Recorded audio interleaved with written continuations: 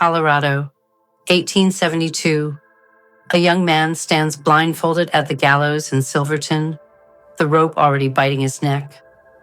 But what if his mother, alone against a judge and an entire town, could change everything? Would you believe a single letter hidden beneath a shawl could stop an execution? What would you have done if you were there that morning? Stay with this story. You will not forget what happened when the truth broke free.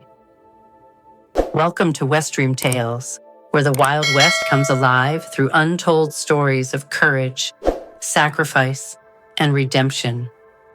If you love tales of justice, family, and unforgettable moments, make sure to hit subscribe and ring the bell. Let's ride into today's story together. The summer sun hung heavy over Silverton, Colorado, in the year 1872. The air smelled of dust and sweat, thick with anticipation. By mid-morning, the entire town had crowded into the square, their boots grinding against the parched earth. At the center, the gallows loomed fresh timber cut from the pines of Red Mountain, still raw and sharp with sap. A rope dangled in the dry breeze, swaying with a rhythm that made the crowd murmur. Mothers pulled children close, men folded arms, whispers turned into chants. On the platform stood Ethan Cole, barely 20, shoulders bound, eyes covered with a strip of cloth. His jaw tightened, but his chest rose in steady breaths, as if he had accepted his fate. The hangman's boots thudded against the boards, a cruel metronome counting down the last moments of his life. Near the front, clutching her shawl, Martha Cole pushed against the sea of bodies. Her dress was faded, the hem frayed from weeks of sleepless searching, yet her presence cut sharper than any weapon. She cried out, her voice piercing the chant, "My son is innocent." The sheriff ignored her, adjusting the noose around Ethan's neck. Behind him, Judge Barrett, dressed in his black coat, gave a nod to the men holding back the restless crowd. His eyes gleamed with cold certainty, as though the outcome had been carved long before this morning. Martha's hands trembled, not from fear, but from rage and desperation. She had spent nights walking the trails, questioning miners and drifters, scraping through shadows for fragments of truth. In her grip, beneath the folds of her shawl, was something she had not dared reveal too soon. The drumbeats began low, steady, cruel. With every strike, Ethan's knees buckled slightly. He turned his head, though blindfolded, toward the sound of his mother's voice. She saw the line of his jaw, still boyish, and it carved her heart deeper than any blade. A hush rippled when Martha broke free from the crowd and stumbled toward the scaffold. 2 deputies rushed to bar her path, but she clutched the wooden rail and shouted words that cut through the silence. Her voice cracked, but carried the weight of a storm. "You hang him, and you'll hang an innocent man." Barrett sneered, motioning for the hangman to proceed. The rope tightened, its fibers creaking against Ethan's skin. A child in the crowd began to cry, the sound sharp against the hot stillness. Martha's fingers slipped beneath her shawl. Her knuckles whitened as she pulled free a folded scrap of paper, worn and dirt-stained from travel. She raised it high, her arm trembling. The deputies froze, unsure whether to seize it or step back.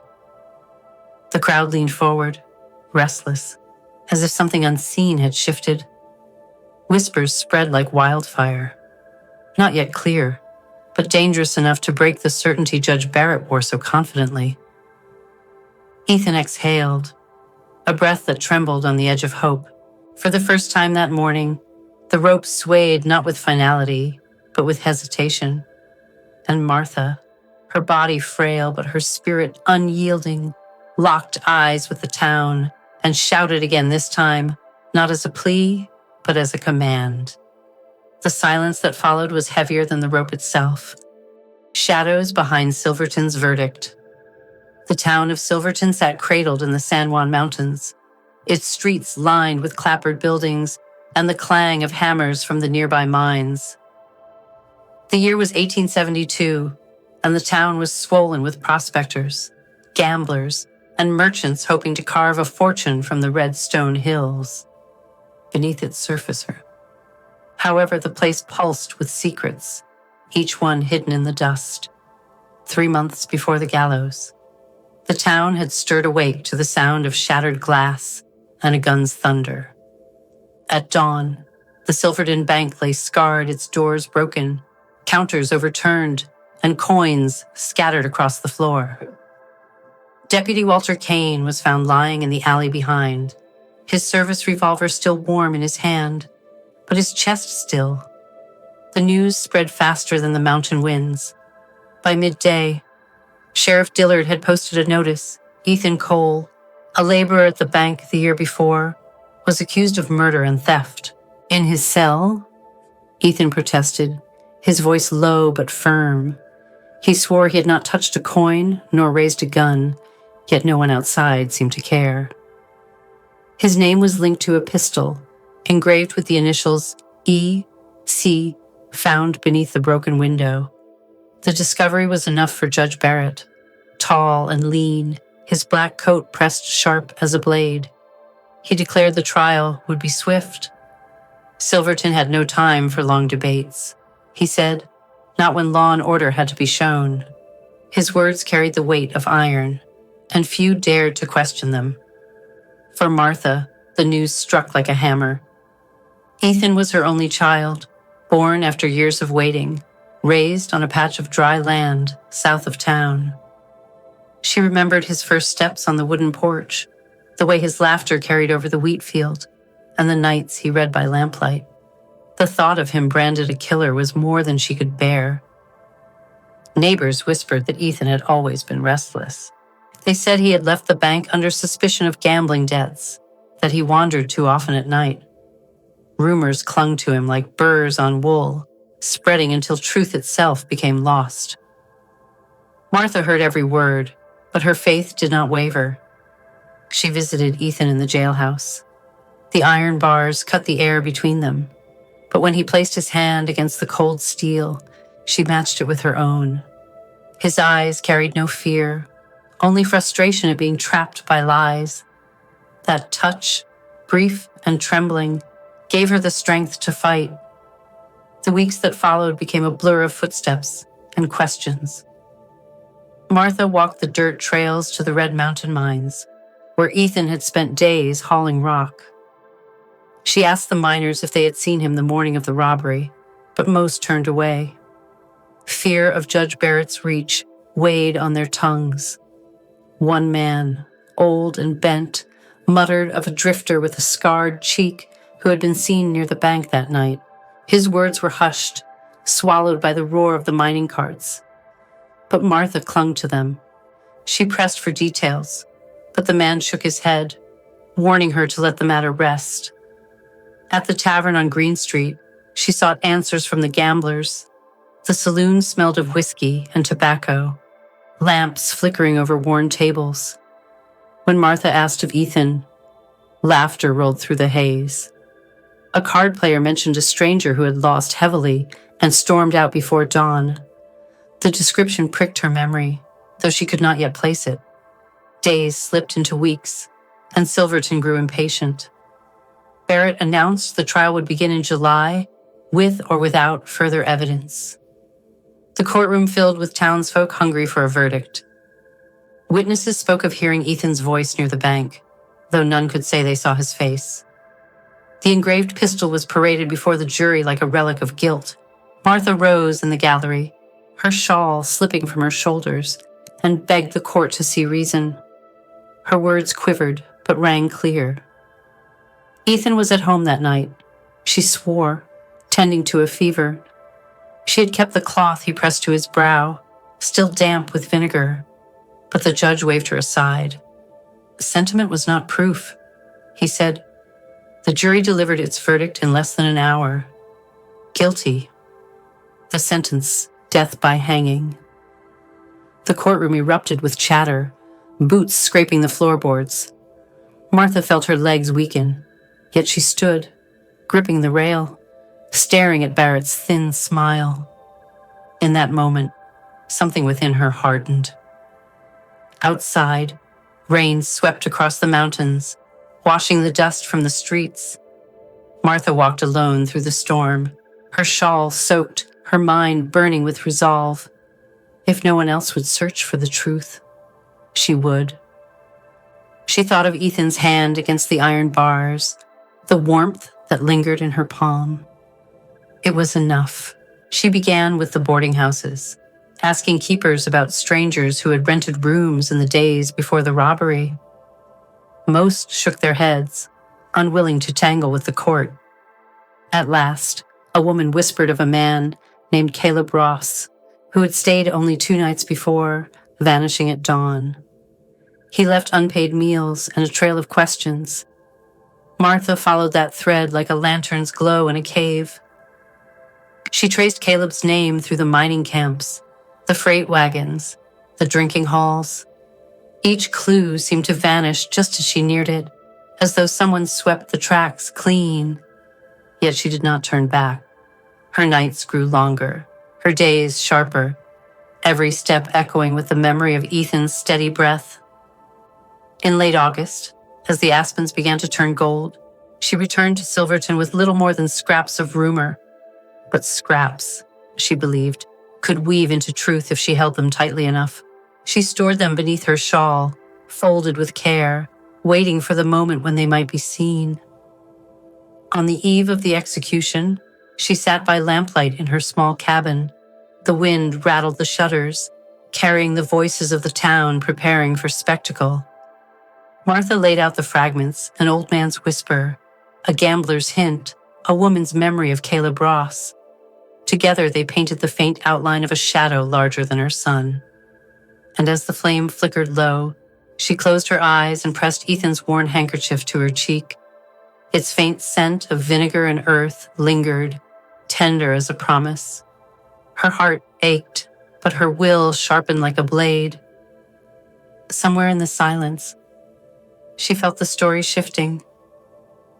The next morning, when the drums began to beat in Silverton Square, Martha was already moving. Beneath her shawl, the folded scrap of paper trembled in her hand. The town did not yet know it, but something carried within that fragile paper was about to make the rope quiver before it could tighten. The days after the verdict weighed like iron on Martha's shoulders. Every sunrise over the San Juan peaks seemed sharper, cutting into her resolve, reminding her that time was draining away. The town whispered of the execution as though it were a festival to come, while she moved alone, hunting for scraps of truth. She began her search along the wagon trails that wound south toward Durango. Wagons rattled by, mule drivers calling to their teams. But Martha's eyes were fixed on faces. She asked of a man named Caleb Ross, a drifter with a scar. Most shrugged, some shook their heads, but one boy swore he had seen such a man trading a silver locket for whiskey. The locket, described as dented with initials, half scratched away, pricked her memory. Ethan had once spoken of a locket belonging to the banker's daughter, stolen during the robbery. Her breath quickened as she pressed for more, but the boy's father pulled him away, warning not to meddle in town business. At night, Martha returned to her cabin, her hands raw from travel. The silence pressed hard, yet she found comfort tracing Ethan's old handkerchief against her cheek. It carried the faintest scent of vinegar and earth, as if her son's warmth lingered there. It gave her enough strength to rise again each morning. Her next stop was the freight station at Animas Forks. The clerk there, a man with spectacles sliding down his nose, recalled a rider with a scarred cheek who boarded a wagon eastward weeks before. He had paid in gold coins that bore no mint mark, suspicious and strange. Martha's pulse raced as she wrote the detail down, tucking it close beneath her shawl. But danger followed her questions. One evening, as she left the station, 2 men shadowed her along the road. Their boots scraped against gravel. Their whispers carried low. When she turned, One stepped forward and muttered that Judge Barrett would not smile kindly on her curiosity. Martha's heart thudded, but she held her ground. Her eyes burned steady, and for a moment, the men faltered. She slipped past them, hurrying into the dark, clutching her shawl tighter around her. That night, she slept little. Her dreams filled with the rope swaying in the gallows square. The following week, she ventured north to the mining encampments, where tents sprawled across the red slopes like scars on the land. The miners were weary, their faces blackened by dust, their voices hoarse from rock and smoke. Among them, she asked again of Caleb Ross. One miner, tall and hollow-eyed, recalled a poker game in which Ross had cheated. A fight had broken out, and Ross fled into the night. The memory was blurred with drink, yet it confirmed the man's trail. Martha clung to the fragment, piecing it to the others like shards of a broken mirror. Every lead came at a cost. Her body grew thin, her steps slower, yet her determination deepened. Sometimes she would pause on the trail, her breath ragged, and picture Ethan's face behind the blindfold. She would feel again the warmth of his hand against hers through the jailhouse bars, fragile but unbroken. That memory pulled her forward like a tether of light. Back in Silverton, the town prepared for the execution. The gallows stood ready, its beams sanded, its rope freshly tarred. Merchants spoke of closing shops for the spectacle. Children whispered of sneaking out to see. The town seemed hungry for the end, blind to the shadow of doubt. Martha, however, carried her fragments of truth like sacred relics. She returned to the courthouse, pressing the sheriff to reopen the case. He refused, his eyes shifting as though Barrett's shadow stood behind him. The deputies smirked when she passed, mocking her persistence. Yet whispers in the tavern began to change. Some spoke of her courage, of the long miles she walked, of the danger she faced. A few muttered that Ethan's guilt seemed too neat, too convenient. Still, no one dared stand beside her in daylight. Late one evening, as autumn winds crept down the mountains, Martha stumbled upon a letter slipped beneath her cabin door. The handwriting was rough, ink blotted. It warned her to stop searching, to leave town before the gallows took her son. At the bottom, however, was a mark a half circle with a cross, strangely similar to a symbol she had seen carved on the stolen locket. Her breath caught as she studied it under lamplight. It was not proof, not yet, but it whispered of something larger, something hidden beneath Barrett's stern decrees. For the first time, she felt the story widen beyond her reach. The night before the execution, Martha climbed the ridge above Silverton. The town glowed with lanterns. The gallows dark against the starlit sky. She wrapped her shawl close, holding the folded scraps of evidence to her chest. Her eyes burned with exhaustion, but inside her rose a fire, steadier than fear. When she descended at dawn, she carried the fragments like a weapon. She knew the noose would be waiting, the drums already sounding, but somewhere in the woven threads of rumor and shadow, a truth was stirring, ready to tear the rope apart before it could tighten. The morning broke cold over Silverton, though summer should have brought warmth. Mist curled along the ridges of the San Juan peaks, sliding down into the streets where boots clattered before sunrise. By the time the courthouse bell tolled, the square swelled with townsfolk, their breaths drifting in pale clouds.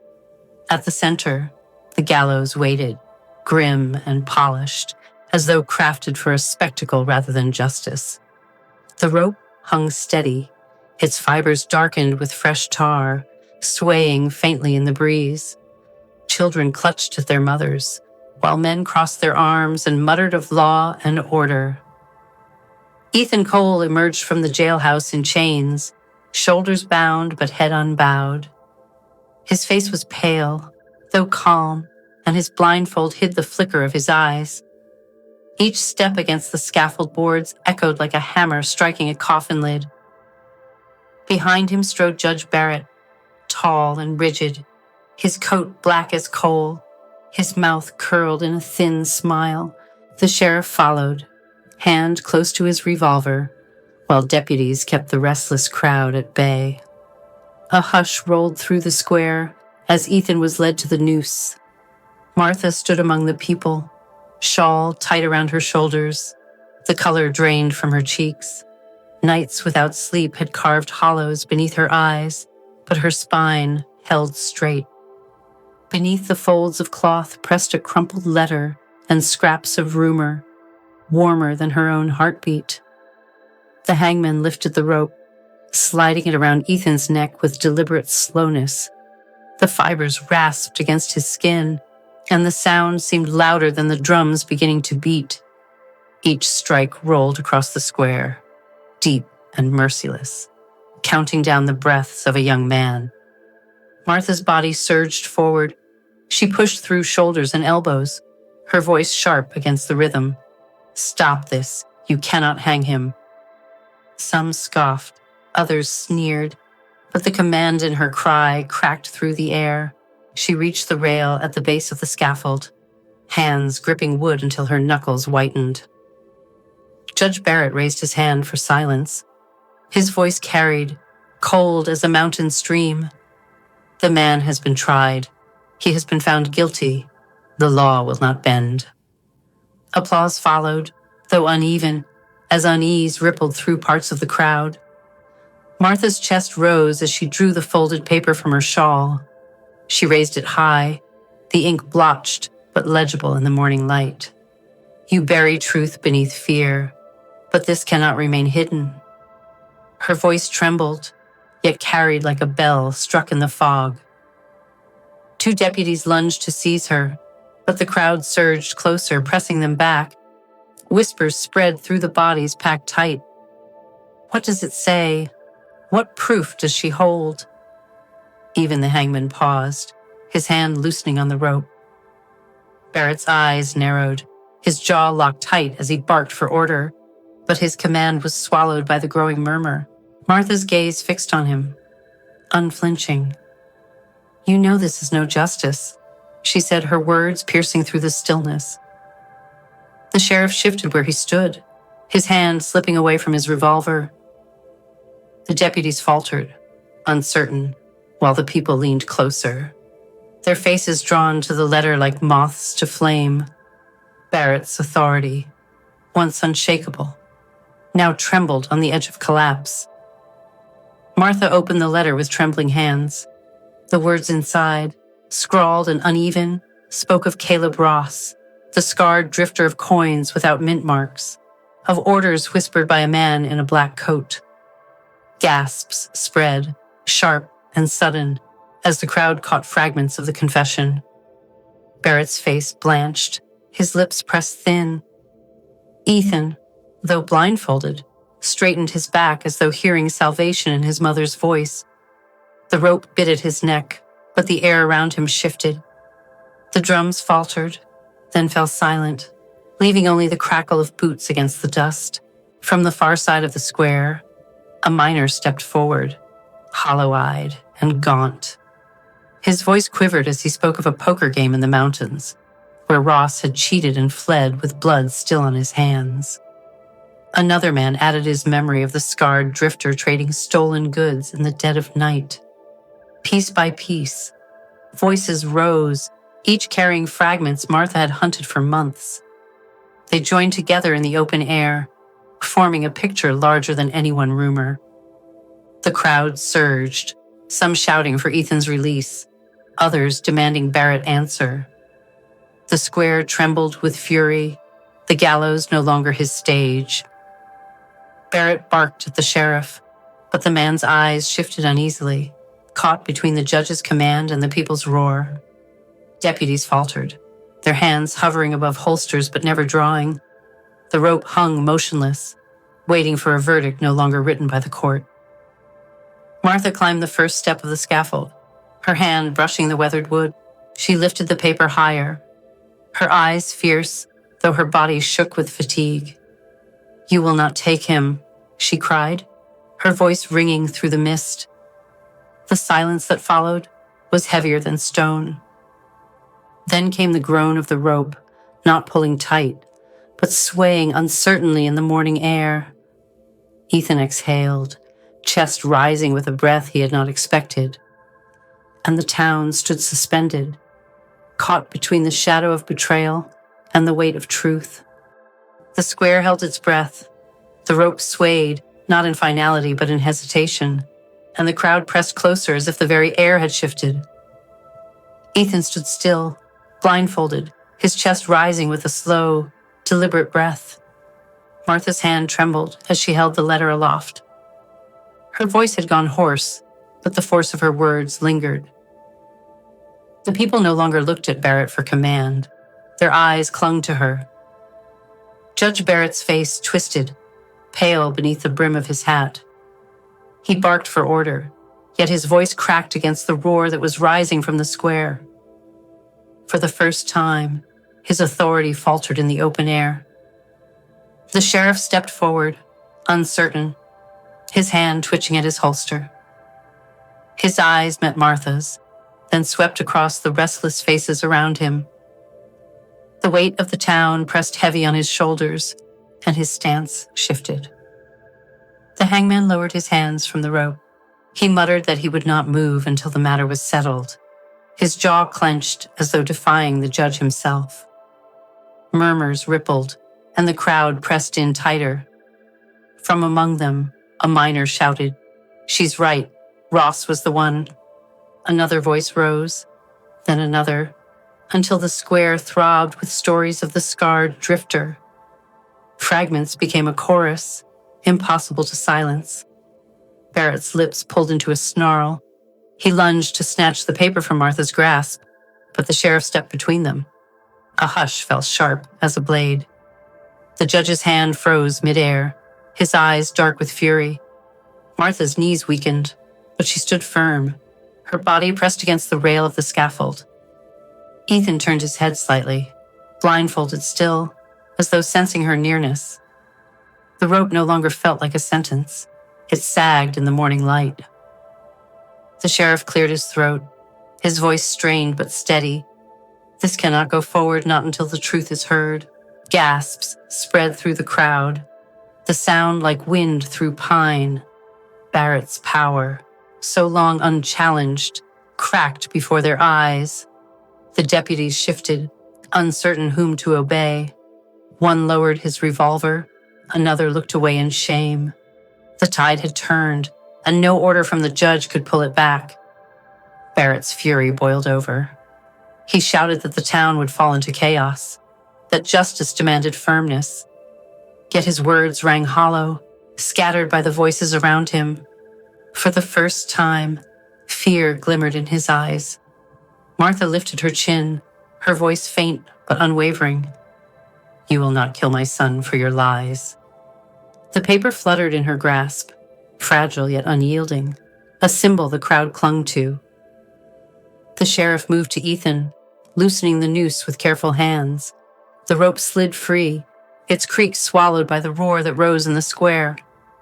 Ethan swayed, unsteady, but his mother's arms were already reaching for him. She caught him at the foot of the scaffold, her hands cupping his face, her forehead pressed against his. For a moment, the world narrowed to two heartbeats, one steadying the other. Tears slid down her cheeks, dampening the cloth at his jaw. The crowd erupted, some cheering, some sobbing, many standing silent with shame. Men who had mocked Martha now hung their heads, unable to meet her eyes. Women clutched children close, whispering of courage and truth. Barrett tried to push through, but hands blocked him at every turn. Shouts rose for his arrest, for answers, for reckoning. His voice, once law, was drowned beneath the thunder of the people. The sheriff seized his arm, and this time no deputy moved to help. The crowd parted, not for Barrett's passage, but for his fall. His black coat, once a symbol of order, now looked like a shroud. Martha and Ethan stood together, their bodies fragile yet unbroken. She brushed her thumb across the mark the rope had left on his skin, her touch light as a prayer. His lips quivered into a faint smile, the first in months. The square, once hungry for blood, had become a place of silence and reflection. The gallows loomed still, but it no longer held its power. Its beams creaked in the breeze, empty, defeated. By nightfall, the story had already spread beyond Silverton. Riders carried it to neighboring towns, telling of the mother who defied a judge and the son she saved. Whispers turned into legend, and legend into memory. Martha walked home with Ethan by her side, his steps slow but steady, their hands brushed, then clasped, each holding tighter as though afraid to let go. In the hush of the evening, they walked not as prisoner and savior, but as mother and son, reunited. The rope hung silent behind them, swaying in the wind, its judgment unraveled by truth. Thank you for watching WestDream Tales. If this story moved you, share it with someone who believes in courage and truth. Don't forget to like, comment, and subscribe because more legends of the Wild West are waiting just around the bend. Until next time, keep the fire of stories alive.